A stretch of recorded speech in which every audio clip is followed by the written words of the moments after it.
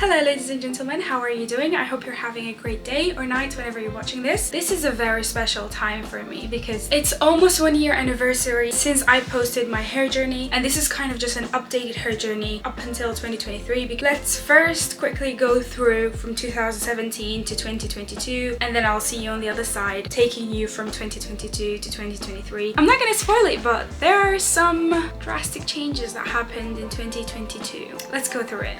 My hair went from this to this in literally 3 years. I don't know about you, but I think that's very fast for someone who had never had long hair in their life. If there was an exam for taking care of your natural hair, I would have gotten an A+. I would have a PhD in taking care of your natural hair. Like, I straightened my hair 10 days ago, so it's getting greasy and itchy and frizzy, but I'm stretching it. I'm stretching the period of enjoying my straight hair because I don't remember the last time I straightened my hair. Actually, three months ago, but like, this is the second time that I straightened my hair in the past 4 years, so you can understand why I'm stretching that period just to enjoy it. But yeah, let's start with how I started and when I started. Unlike what a lot of people think, I never had long hair. I never had long, healthy and thick hair. I've always had thin and short hair, like very short and very thin. But in 2017, 2018, I started following these natural hair YouTubers, and I really enjoyed seeing the process and how their hair went from being extremely damaged to being healthy. And I think what attracted me the most to it is the health of the hair. Like, you can see it was shiny and it was moisturized and it was really nice. So I decided to join this journey, and that's how it started. But before that, I've never had long hair. Just a disclaimer, never in my life I had long hair. Never in my life I had healthy hair. I've always had damaged, short, thin hair. So what I'm gonna tell you is gonna work for everyone, and it's not because of my genes, it's not because of anything like that, because I've never had it in my life. Like, the idea started in my head in 2016, and then I started only by straightening my hair, because at that point I used to straighten my hair almost every week because I just wasn't used to my hair not being straight. And I mean, at that point I don't even know how to function without straight hair. And then it started by making masks, like good homemade masks with like banana and jirjir, just every time before I straighten my hair. And then I saw some growth, and at that point I really wanted my hair just to be healthy, because I wanted it to look healthy when I straighten it. That was like my whole goal. And then I noticed that it's getting longer, but a little bit, but it's still breaking. So I decided to just, you know what, I'm just gonna go all natural, go all in. And I looked ridiculous in the beginning. I remember my aunt came to me and she said, Nusaiba, I'll pay you, just go and straighten your hair, you look absolutely ridiculous. But I continued and I went on with it, and then that's kind of when my natural hair journey started. And then from that, I stopped straightening my hair at all. I promised myself that I will only straighten it once a year, and since that I probably just kept that promise only once, the first year, and I never did again. Because once you start falling in love with your curly hair, you stop feeling the need to see it straight. You stop seeing yourself only beautiful when your hair is straight. You start seeing the beauty in your curly hair. And that's why it's not just a journey of taking care of your hair, it's a journey of actually falling in love with your hair and taking care of it as part of you and being proud of it. I know that most of us don't love and feel the need to be proud of our hair unless if it's healthy, long and shiny. But just like everything in life, every love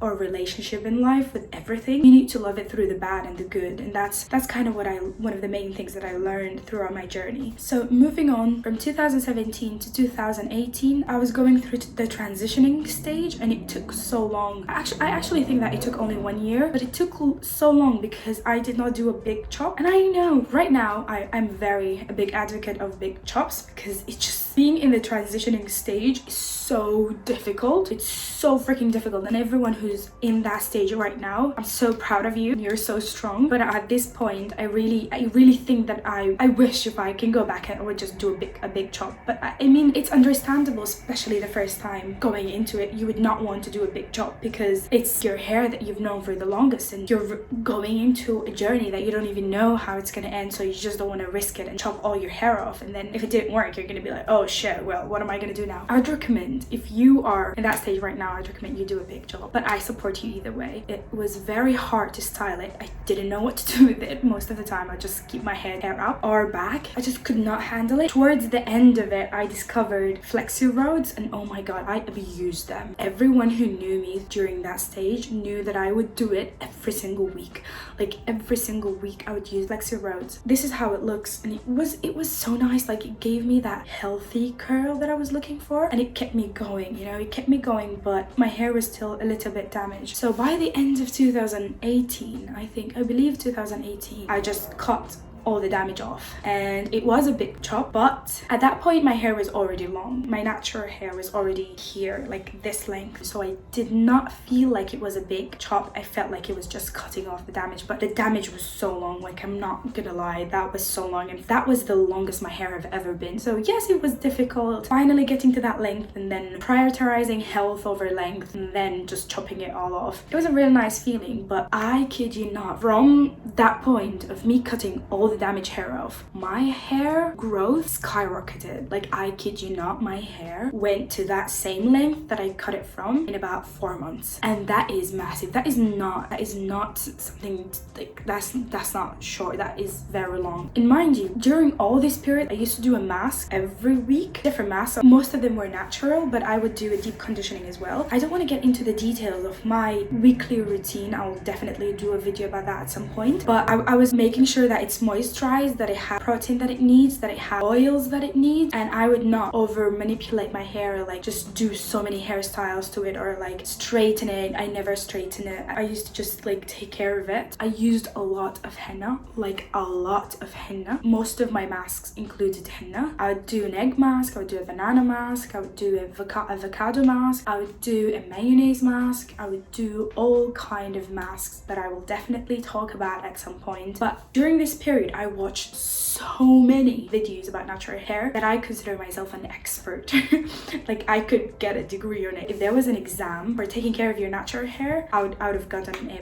I would have a PhD in taking care of your natural hair. Just one thing that you really have to keep in mind is that your hair starts growing when it's completely healthy and when you stop caring about the length. When you care about the health, your hair grows. But measuring your hair every day, that is like watching paint dry. You're not going to see any growth, you're not going to see any health, you're not going to see anything. So I'd recommend that you care more about the health of your hair and leave the length aside. I used to do that at the beginning when I started, and then I would just like, oh my god, it's 1 inch longer after 2 months, and then I would feel disappointed, and I feel that, oh, what I did is just like this. And then from that point, like from 2018 2019, it just went on and on and on and on, and at that point I stopped caring about the length. I was just like focused on the health, to the point where I just suddenly found that it's literally the end of my back. Like it was this length before I knew it, before I noticed it. That's just between 2019 and 2020. It just went whoa. Like my hair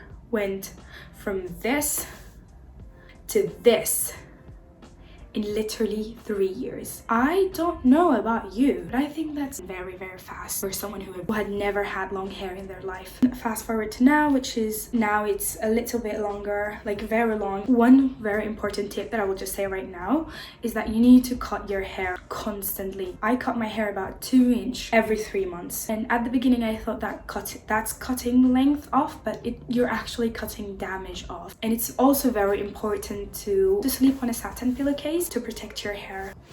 I totally forgot to show you what stage is it in right now. My hair is a little bit frizzy, so don't judge me, okay? Quick announcement, I did cut my hair after 1 month from filming this video, and not like cut it, no, like a big massive chop kind of cut it. Why did I do that, you might ask? How short did I cut it, you might want to know? Well, if you're curious, subscribe to my channel. I will upload the video of all the process next week. And I can already tell you, it was traumatizing and a hell of a roller coaster.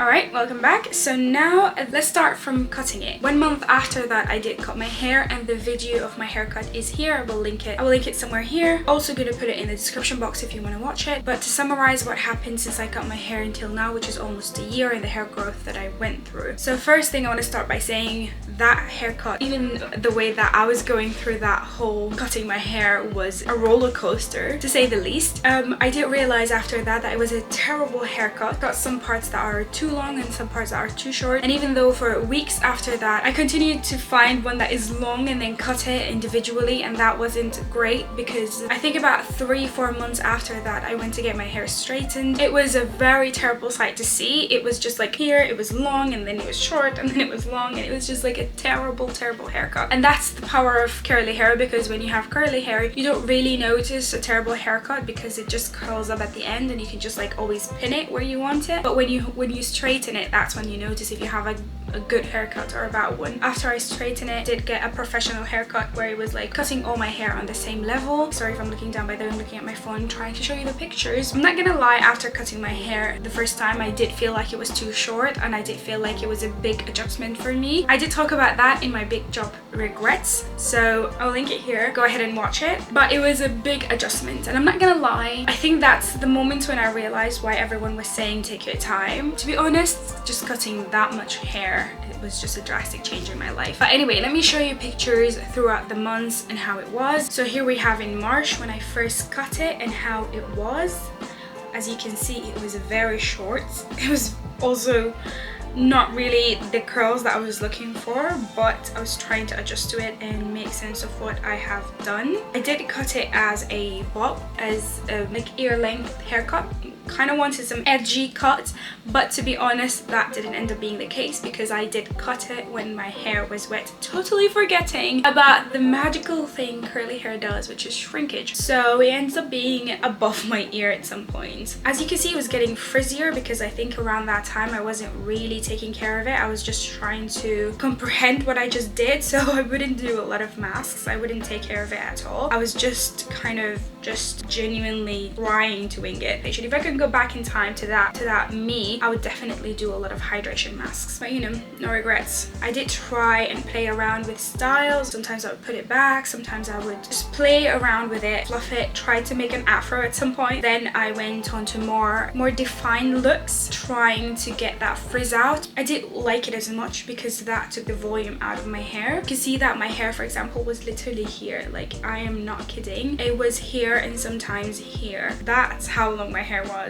Moving on to April, I was getting some volume back in the roots of my hair. I genuinely still struggled with it because I didn't know what to do, and it was a bit short. But going on to May, now we're getting some volume in, a bit more towards the ends. Again, I wasn't doing something major. I was just keeping my oils in, my regular oils in. I was doing my deep conditioning mask. I was playing here and there with the leave-in conditioners that I was using, so I wasn't consistent. I think honestly during this period I was going mentally through it more than I was trying to grow it out, because I didn't even know at that point if I'm gonna grow it out back or not. The same thing happened through June, July, but now I'm seeing more thickness towards the ends and health. June, as I mentioned earlier, is when I decided to straighten it, and when I straightened it I did notice the terrible haircut that I had, and that's when I did the haircut. And I feel like that was great because that gave my hair some shaping and definition even when it's curly. So then July, now my hair is getting thicker and loving it. I wouldn't say that the changes between the months is noticeable, but if we can go back, for example, between March at this point and June, July, you can see the difference. Let's just go through the next months very fast because I genuinely did not start doing anything until December. We have August, September, October, November, and then December.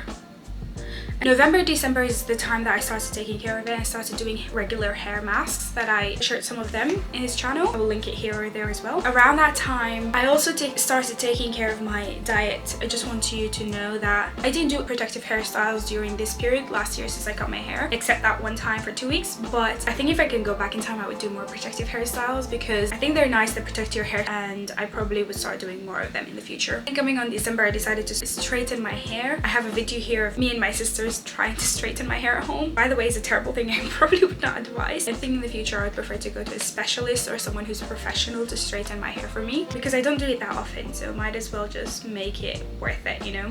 Might as well double damage, right? I think the second time that I straightened my hair in December, that's when I felt and realized the actual growth that happened. I think I could see it and touch it, and it's been a year. I'm not gonna lie to you, I don't think that this year is the biggest hair growth year for me. I think I absolutely did not do my best. So busy with life and other things in my life, but I think 2023 is definitely the year for my hair growth. So even though my hair was growing, it probably did not grow to its best abilities, and that's why I'm gonna start doing more and more masks, more hair growth oils, and more taking care of my diet, protective hairstyles, and so on and so forth. So as you can see, I will just compare this hair growth to the years before. Like before, I went from this to this in 1 year, whereas this time I went from this to this in 1 year. So make sure to join me in this journey, like and subscribe, and leave a comment of any videos that you want. That is it for this video. Click here to watch my latest upload video, click here to see my natural hair playlist, and click here to subscribe. Thank you so much for watching. I hope you're having a great day or night whenever you're seeing this, and see you soon. Bye.